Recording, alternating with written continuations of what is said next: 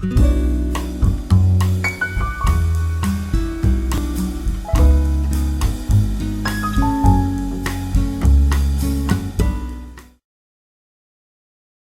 evening, vinyl community and YouTube.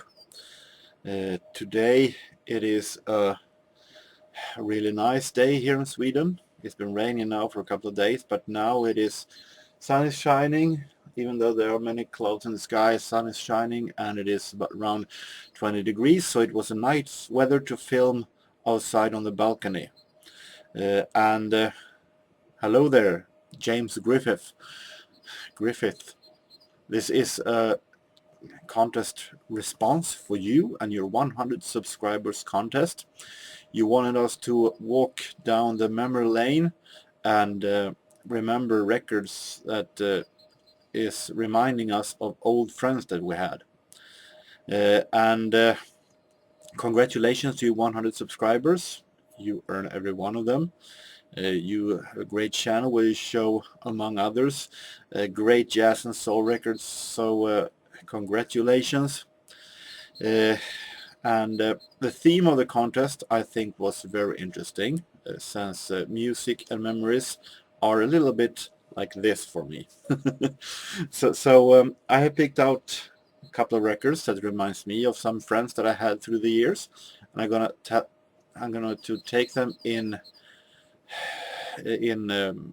year order from the oldest memory to the newest one, like a biography, so to say.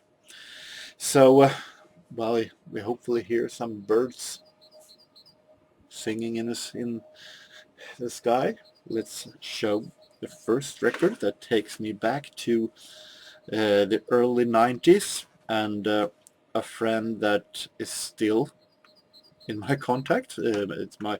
But I talked about it a lot of times when it comes to my jazz records, because he's the one who taught me to love jazz, who got me to listening to this genre, and I've been listening to a lot of jazz, copied a lot of jazz records to cassettes through him, and his name is Otto, and boy, we have so many jazz memories together, and one of them takes me back to 1991, and the record store that I had talked about before, that I bought my very first record on back in 1986, Paul Hardcastle album. A record store called Thulins that was in the right in the square, the town square in Sundsvall. At the time in 91 they had a little bit of sold out of old records, and Otto and I, we went there and we looked through the jazz records. We were both at the time going in high school or gymnasium, as I could say, and we're a couple of teenagers who love jazz, then all of a sudden there were a line of records with the same by the same record that costed 10 kronor. It's about $1, and it was this album. There is a certain pianist that Otto actually also learned me to enjoy the music of. I'm talking about Art Tatum, the fantastic pianist, who the blind pianist who plays like no one can. I mean, the guy is totally genius when it comes to playing piano. He plays like totally fantastic, the style that he plays, and all of a sudden, for just this low cost, we found a whole bunch of records of these. Art Tatum, Master of Jazz, released on Storyville, and this is a low budget release, of course, whereas I don't think they would have sold it for 10 kronor.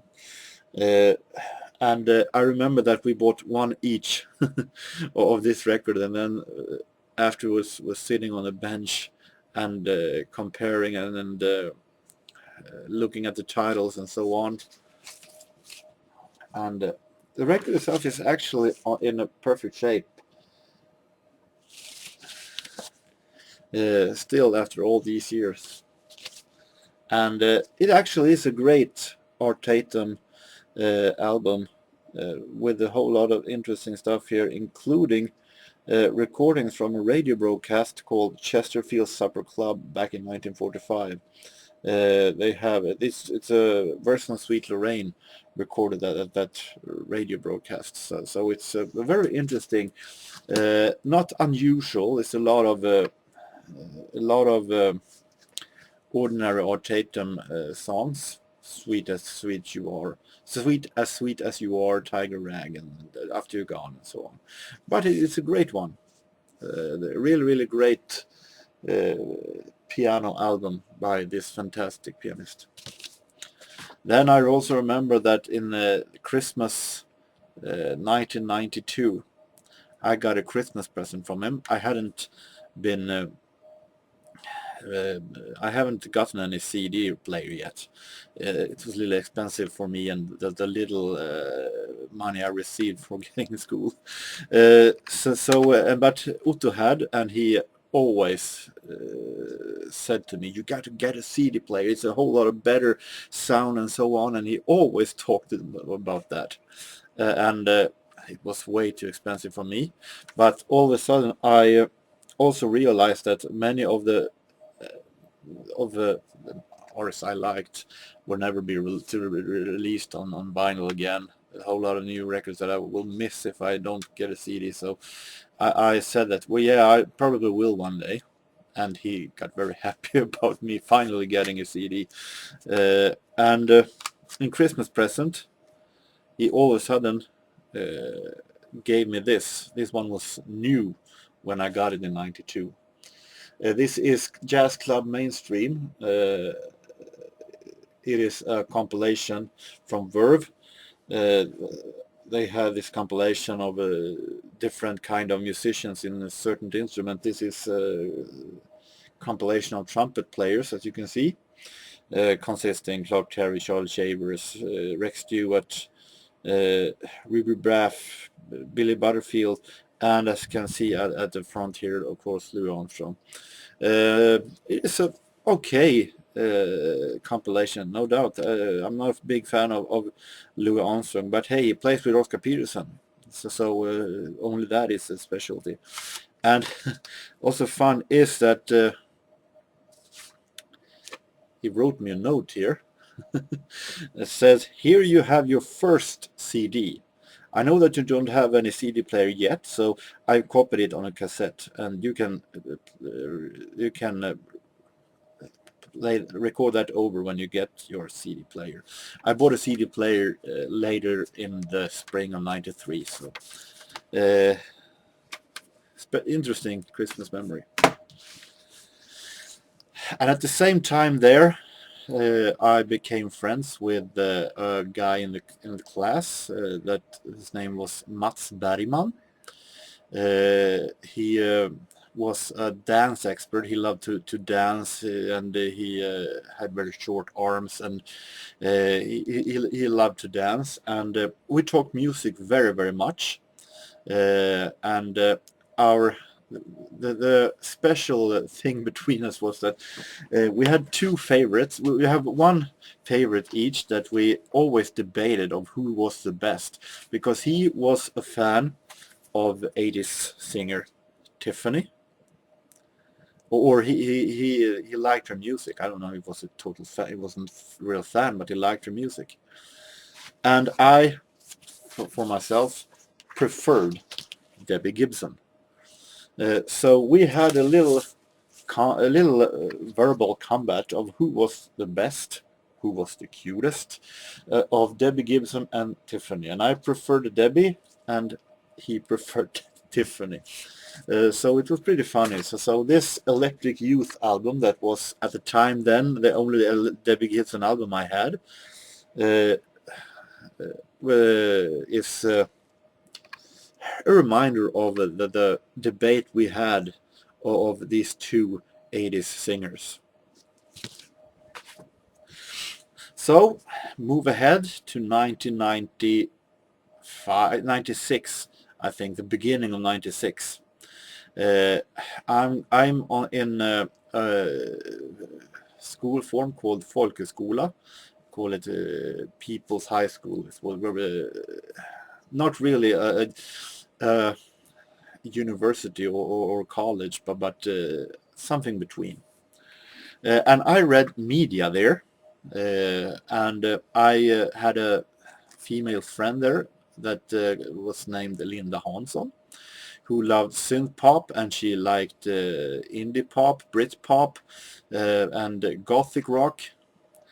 And at the time, I wasn't too pleased with Britpop, Oasis, Suede, and that I considered at the time overrated journalist rock. That was only suitable for these big festivals that I never attended. But Linda was stubborn, and she talked me in to give Oasis a chance. So she always said that I'm wrong. Listen to Don't Look Back in Anger. Listen to Some Might Say. They are great songs. And she recorded this, What's the Story, Morning Glory, for me. And I gave it a chance. And from the first moment I listened to this album, I heard those songs, of course, but from the moment I listened to the entire album, I realized that, hey, this actually is really good. How could I have been so wrong for these past couple of years? This is great British rock music that is really, really well made. So from that day, I was a pure Britpop fan, and have been since then. So this album, among many others, she was a huge Depeche Mode fan, so the Depeche Mode, of course. But this album, of course, is a reminder of we have no longer any contact. And I forgot to say that Mats Bergman that I talked about earlier, he and I don't have a contact either.